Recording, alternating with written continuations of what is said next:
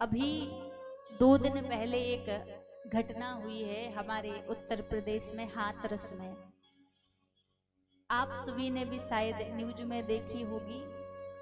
एक स्वयं को भगवान बताने वाले एक बाबा जी थे, जिनका नाम स्वयं का नाम बताते थे नारायण साकार हरि, और खुद को भोले बाबा का अवतार बताते थे। तो हाथरस के निकट एक गांव में उनका शिविर लगा होगा, सत्संग चल रहा था। अब सत्संग कहें या उनके भाषण प्रवचन कहें तो राम जी जाने, तो उनका वहां सत्संग चल रहा था। अब उस सत्संग से जब वो बाबा जी गए तो उनके जाने से पीछे पीछे भीड़ वहां पे कम से कम 2 से 2.5 लाख लोगों की भीड़ वहां पे थी।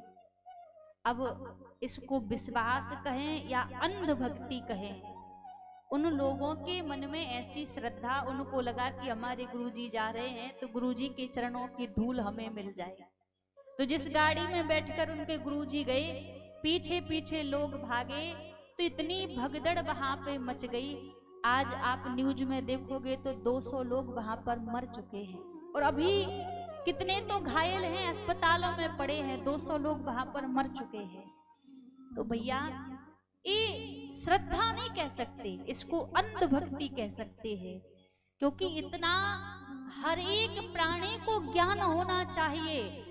कोई व्यक्ति कितना भी श्रेष्ठ हो जाए, महापुरुष हो सकता है, साधु स्वरूप हो सकता है, संत स्वरूप हो सकता है, लेकिन इस संसार में जन्म लेने वाला व्यक्ति कोई भगवान नहीं हो सकता है। क्योंकि भगवान जन्म नहीं लेते, भगवान तो अवतार लेकर आते हैं। तो हमें इतना तो समझना चाहिए कि ये भगवान है या कोई इंसान है, इतनी पहचान होनी चाहिए। संतों की भी तो इतनी पहचान होनी चाहिए। कहीं स्वरूप से ही संत पहचान में आ जाता है, और ठगने वाले तो कई रूप बनाकर डोलते रहते हैं। अब इतने वहां पर निर्दोष लोगों की, छोटे छोटे बच्चों की मृत्यु हुई, किसी के तो परिवार नष्ट हो गए। अब कौन इसका दोषी माना जाएगा? अब लोग तो ये कहेंगे कि सत्संग हो रहा था। सत्संग ये नहीं सिखाता कि हम स्वयं भगवान हैं। कहीं भी आप किसी भी संत के पास चले जाओ, किसी भी साधु के पास चले जाओ, वो साधु संत ये नहीं, जो सच्चा साधु होगा, सच्चा संत होगा, वो ये नहीं कहेगा कि मैं भगवान हूँ।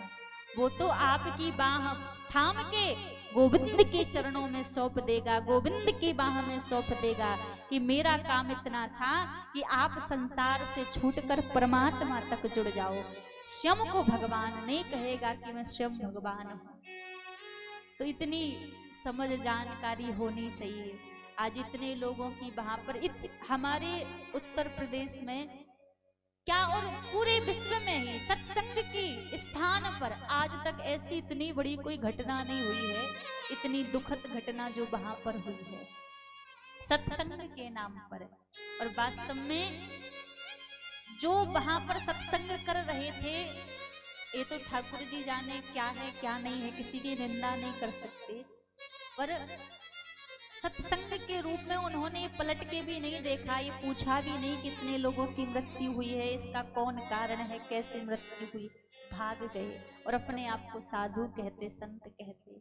तो भैया, ऐसे लोगों से तो बचकर ही रहिए।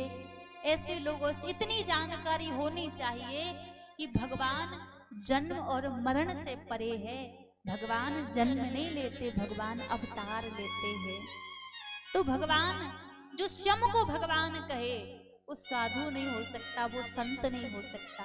क्योंकि जो सच्चा साधु संत होगा, वो आपकी बाह पकड़कर ठाकुर जी के हाथ में सौंप देगा, स्वयं को भगवान नहीं बताएगा। क्योंकि भगवान का स्वरूप तो सच्चिदानंद स्वरूप है। सच्चिदानंद रूपाय विश्वोत्पत्त्यादि हेतवे तापत्रय विनाशाय श्री कृष्णाय वयं नमः।